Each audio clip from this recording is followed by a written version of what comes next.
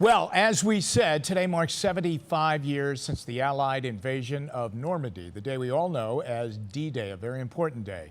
And tonight we reflect on the significance of that day and the sacrifices made by the brave soldiers who fought in World War II. Nobody can do that better than Leon-Bibb, and he shares some perspective on this historic day.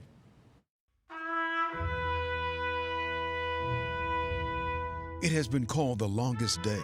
For those who were there in the thick of it, no doubt it was. That June 6, 1944, marked a turning point in World War II. 7,000 ships filled with American, British, Canadian troops set out from England to storm the European continent. H-hour of D-Day, the specific time, the specific date. The largest armada the world had ever seen pushed out for the Normandy coast of France to thrust into the German Nazi line. Those valiant Allied soldiers and sailors who are still alive are in their 90s or older now.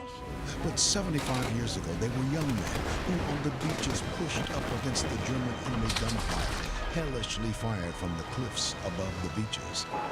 It was the largest invasion of an amphibious military assault in history.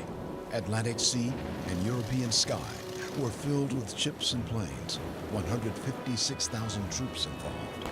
In one day, more than 4,000 Allied troops were killed, 6,000 others wounded. So we pause, as pause we should today, to reflect on the price paid for freedom.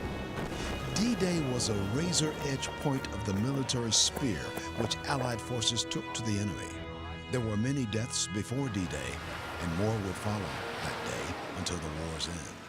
My dad was not in Normandy that day, but Leon-Bibb, Dad, went through Normandy 11 days later.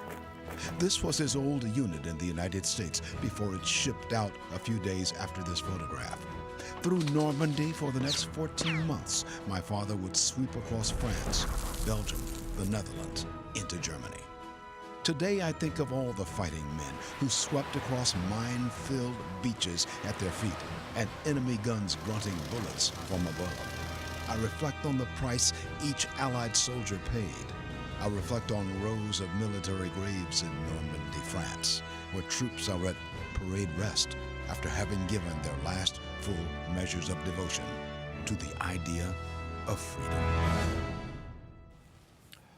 Those who survive in their 90s and older are now grayed and slower afoot these days. We are losing our World War II veterans at a rate of about 348 a day. For most who survived D-Day and all the days since, this will likely mark the last major D-Day anniversary observance they will see. D-Day, June 6, 1944. This is Leon-Bibb reflecting on a day 75 years ago, perhaps the most important day of the 20th century, when freedom precariously hung in the balance. Leon, thank you so much for that.